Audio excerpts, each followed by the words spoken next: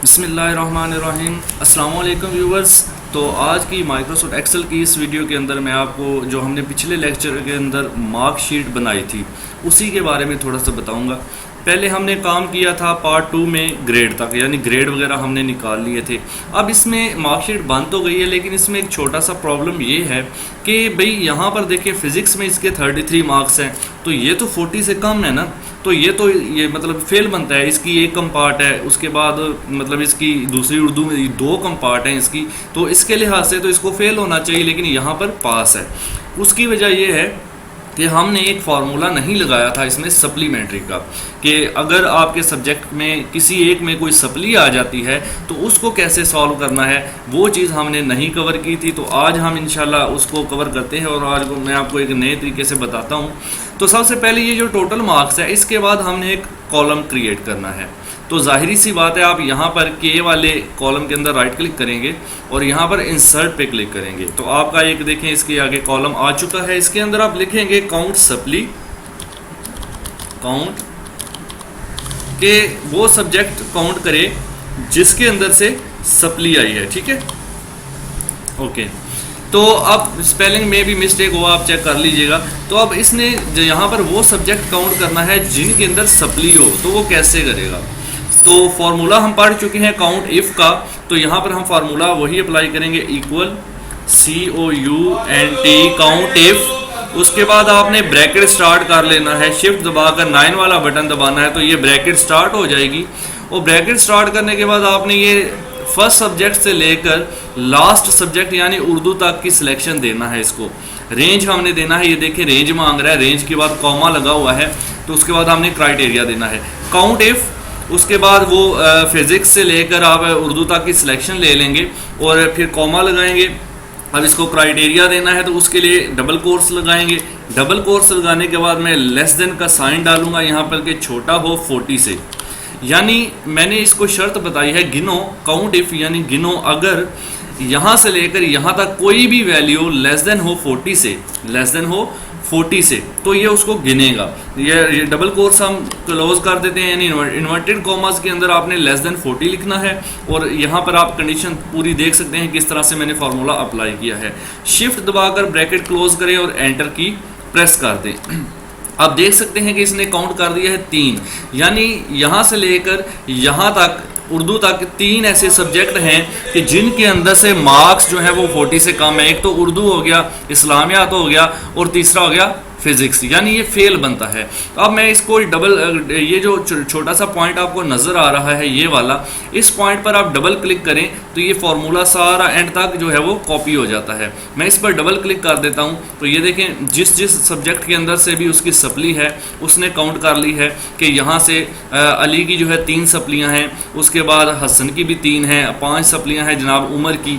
तो अब हमने यहाँ पर स्टेटस में वो फार्मूला अप्लाई करना है कि इन सप्ली के लिहाज से। अब हम यहाँ पे ये वाला फार्मूला जो हमने पहले लगाया था वो मैं डिलीट कर देता हूँ सारे का सारा, इसको सिलेक्ट करके, ठीक है। अब हम यहाँ पर एक नया फार्मूला अप्लाई करेंगे सप्ली के लिहाज से।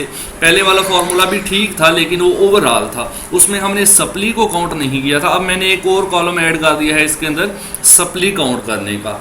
तो अब ये कैसे होगा, अब आप इसके अंदर देखेंगे यहाँ पर फिर से हम इक्वल लगाएंगे, यानी जहाँ पर हमें रिजल्ट चाहिए उसके अंदर हमने कर्सर को रखा और यहाँ पर कर्सर रखने के बाद इक्वल लगाएंगे, फिर लिखेंगे इफ़ स्टेटमेंट। इफ़ लिखने के बाद आप ब्रैकेट स्टार्ट करेंगे, इफ़ यानी इस सेल की वैल्यू, अब इसके अंदर मैं क्लिक करूँगा, इफ़ इसकी वैल्यू यानी ये सेल है K6, उसने ऑटोमेटिकली सिलेक्ट कर लिया। आपने सेल के अंदर क्लिक करना है, यानी मैंने उसको बताया इक्वल इफ़। मैं थोड़ा सा इसको जूम कर दूँ ताकि आपको फार्मूले में कोई मसला ना आए।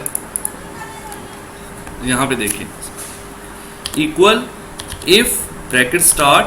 अब मैं यहाँ पर सप्ली वाले सेल में क्लिक करूँगा, ये यानी इसकी वैल्यू अगर बराबर हो किसके, 0 के, यानी अगर इस सेल की वैल्यू बराबर हो 0 के तो इसका मतलब है कोई सप्ली भी नहीं है। अगर इसकी वैल्यू अगर यहाँ पर 0 आ जाता है तो इसका मतलब है कोई सप्ली नहीं है, तो उसको पास करना है। यानी अगर इसकी वैल्यू बराबर हो 0 के, फिर कॉमा लगाएंगे, फिर इन्वर्टेड कॉमास लगाएंगे और यहाँ पे लिख देंगे पास, तो उसको क्या करना है, पास। ये कंडीशन मैं पहले भी बता चुका हूँ कि जब भी आपने टेक्स्ट लिखना है डबल कोर्स के अंदर और इससे पहले कॉमा।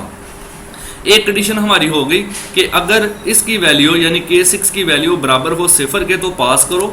दूसरी कंडीशन लगाने से पहले मैं कॉमा लगाऊंगा, फिर इफ़ लिखूंगा। अब मैं दोबारा एक नई कंडीशन बता रहा हूं कि अगर ब्रैकेट स्टार्ट कि अगर इसकी वैल्यू, दोबारा इस पर क्लिक करें, ये उस लेन सेलेक्ट कर, अगर इसकी वैल्यू बराबर हो जाती है 1 के, पहले मैंने लिखा 0 के बराबर है तो पास कर दो, 0 के बराबर है तो मतलब कि कोई सप्ली भी नहीं है। लेकिन अगर इसकी वैल्यू 1 के बराबर हो जाती है तो इसका मतलब है कि एक सब्जेक्ट में सप्ली है। तो चलो मैं इसको एक सब्जेक्ट में अगर इसकी सप्ली आ जाती है तो उसको मैं सप्लीमेंट्री शो करवाना चाहता हूँ। मैं कॉमा लगाऊंगा, इन्वर्टेड कॉमास लगा के इसके अंदर लिख देंगे सप्लीमेंट्री। स्पेलिंग में भी मिस्टेक हो सकती है तो डोंट माइंड प्लीज़।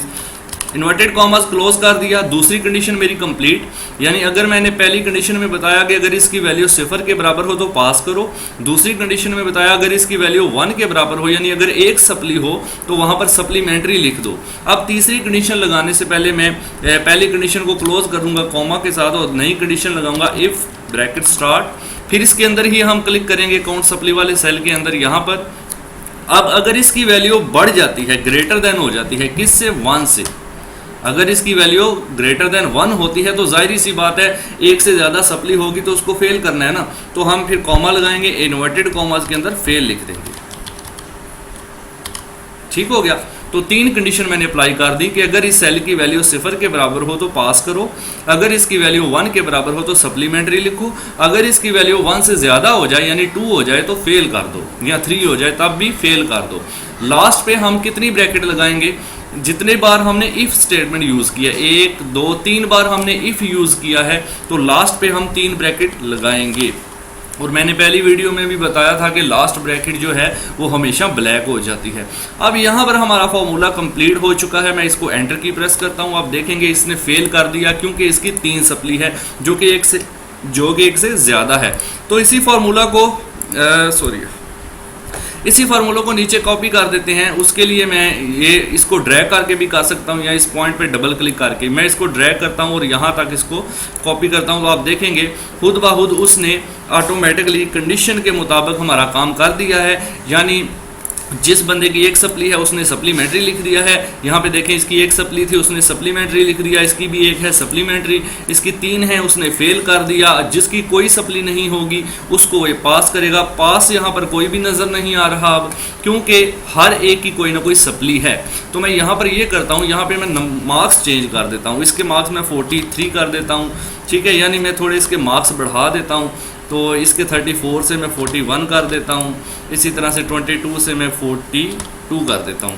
तो आप देखें यहाँ पर परसेंटेज भी बढ़ गई, यहाँ पर ऑटोमेटिकली 0 आ गया और यहाँ पर पास हो गया। ठीक है, बात समझ में आई।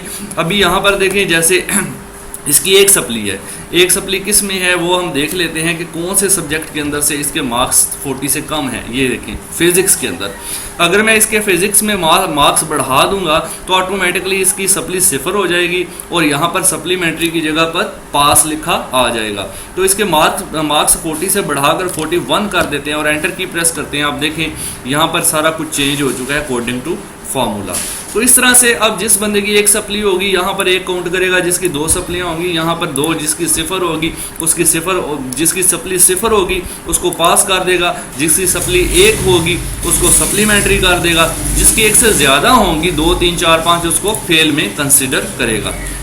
तो ये फार्मूला क्या है, मैं इस पर क्लिक करता हूँ जैसे ही पहले वाले सेल पे, तो यहाँ पर आपको फार्मूला नज़र भी आ रहा है। मैंने इसको डिटेल में समझा भी दी है। फिर भी प्रॉब्लम बनती है तो काइंडली कमेंट ज़रूर करें, कहीं पे मसला हो तो इंशाल्लाह मैं आपको जवाब दूंगा। अब बात कर लेते हैं कि कुछ कंडीशनल फॉर्मेटिंग, ये ऑप्शन है होम टैब के अंदर, इसको मैंने पहले भी डिटेल में समझाया है। अब इसका प्रैक्टिकल यूज़ मैं देखता हूँ कि अब हम ये सारे जो इसकी मार्कशीट है, मैं चाहता हूँ भाई कि इस सारी मार्कशीट को हम सेलेक्ट करते हैं, यानी नंबरों को सिर्फ ये, यानी फिज़िक्स से लेकर उर्दू तक के जितने भी मार्क्स हैं मैंने उन सब को सिलेक्ट कर लिया। अब मैं चाहता हूँ कि जिसकी भी वैल्यू 40 से कम है उसको ये रेड कर दे, मतलब वो सप्ली है वो फेल है उसको रेड कर दे। तो उसके लिए मैं यहाँ पर इसको सिलेक्ट करने के बाद फिज़िक्स से लेकर उर्दू तक की सारी सिलेक्शन लेने के बाद कंडीशनल फॉर्मेटिंग पे जाऊंगा और यहाँ पर हाईलाइट सेल का पहला ऑप्शन है, यहाँ पर मैं जाऊंगा और इसके बाद मैं यहाँ से लेस देन वाला ऑप्शन यूज़ करूँगा। ये सारी चीज़ें मैं पहली वीडियो में डिटेल में बता चुका हूँ, मेरे पिछले लेक्चर इस वीडियो की डिस्क्रिप्शन से लिंक लेकर आप देख सकते हैं। तो यहाँ पर मैं जो है लेस देन का क्लिक करूँगा। लेस देन उसको बताना है किस से लेस देन हो जी, मैं उसको लिखता हूँ 40 से। अगर वैल्यू 40 से लेस देन हो तो कहता है विद क्या करे, light red will fill with dark, यानी क्या उसको रेड कलर से फिल कर दे। और ये देखें पीछे उसने प्रैक्टिकली कर भी दिया है कि उन सब को रेड करके जो है उसको कर दिया है। यानी अगर आप यहाँ से कोई भी ऑप्शन इस एरो को क्लिक करें उसको देख सकते हैं, लाइट रेड फिल पे क्लिक करें, जस्ट फिल रेड करेगा, जो वर्ड है उनको रेड नहीं करेगा, ठीक है। रेड टेक्स्ट पे क्लिक करें, जस्ट जो टेक्स्ट है उसको रेड कर देगा। इसको ही मैं रखता हूँ, यानी मैंने कंडीशन दी भाई जिसकी वैल्यू भी 40 से कम है सिलेक्टेड रेंज के अंदर उसको रेड कर दो। ओके ओके करते हैं तो आप देखेंगे पीछे कि जिसकी भी वैल्यू 40 से कम थी, ये देखें, यानी इसकी इसमें सप्ली है, इसकी इसमें जिसकी भी वैल्यू 40 से कम थी उसने उसको रेड कर दिया है, ठीक है। अब यही चीज़ हम इधर अप्लाई करते हैं इसके अंदर, यहाँ से लेकर यहाँ तक मैं इसका स्टेटस सारा सिलेक्ट कर लेता हूँ। अब मैं इसको फिर से कंडीशनल फॉर्मेटिंग पे जाऊंगा। कंडीशनल फॉर्मेटिंग पे जाने के बाद फिर से हाईलाइट पे जाएंगे। अब चूंकि ये टेक्स्ट है तो टेक्स्ट वाला ऑप्शन यूज़ करेंगे। टेक्स्ट, यहाँ से टेक्स्ट पे क्लिक करें और मैं टेक्स्ट के अंदर लिख देता हूँ यहाँ पे कि जो पास हों, ठीक है, जो क्या हों, पास, जो पास हों उनको क्या करना है जी, उनको ग्रीन करना है। तो पास को यहाँ से एरो ओपन करें और ग्रीन पे सेलेक्ट करें, ग्रीन फिल पे, ग्रीन पे सेलेक्ट कर लें, ये देखें, और ओके कर दें। अब जो जो पास होंगे ऑटोमेटिकली उनको क्या करेगा, ये ग्रीन कर देगा। अब यहाँ पे देखिए सप्ली है, अगर मैं इसकी सप्ली ख़त्म करता हूँ, एक ही सप्ली है, इसको ख़त्म कर देते हैं, देखते हैं कहाँ पर है, यहाँ पर है 22 पर। तो इसको मैं 44 करके इंटर करता हूँ तो आप देखेंगे ये ग्रीन हो चुका है और यहाँ से इसका रेड कलर भी ऑटोमेटिकली ख़त्म हो गया। यानी अब जिसका भी कलर रेड होगा इन नंबरों में वो समझ लें सप्ली है और वो फेल है। और यहाँ पे वो सारी कंडीशन ये 3 बंदे पास हैं तो इनका ये स्टेटस आपको बता रहा है। अब फेल वालों के साथ क्या करना है उसके लिए भी आप दोबारा इसको सिलेक्ट कर लें।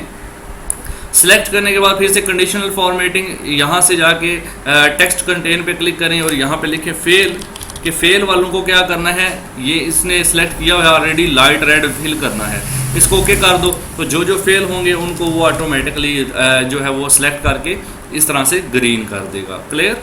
तो इस तरह से हम ये चीज़ यूज़ करते हैं भाई, जो कि बहुत एक अच्छी चीज़ है। मतलब एक्सेल के अंदर हमने फार्मूला अप्लाई करके ये एक मार्कशीट बनाई है। अब इसके मुताबिक जो है वो ऑटोमेटिकली सारे काम होते जाते हैं। तो बहुत अच्छा एक फार्मूला यूजिंग, आपसे सारे फार्मूलाज इसके चेक करें, मेरे जो पहले 2 लेक्चर थे मार्कशीट के वो भी चेक करें और ये भी डिटेल से देखें, आपको पूरी मार्कशीट बनाने की तफसील पता चल जाएगी, क्योंकि मैंने स्टेप बाय स्टेप बताया है और इतने ईजी तरीके से बताया है कि आप आसानी से सीख सकें। तो नेक्स्ट वीडियो में इंशाल्लाह मिलेंगे। चैनल से जुड़े रहिए, सब्सक्राइब करके रखें, वीडियो को लाइक करें, कमेंट करें। इंशाल्लाह नेक्स्ट वीडियो में मिलेंगे। Thanks for watching. अल्लाह हाफिज़।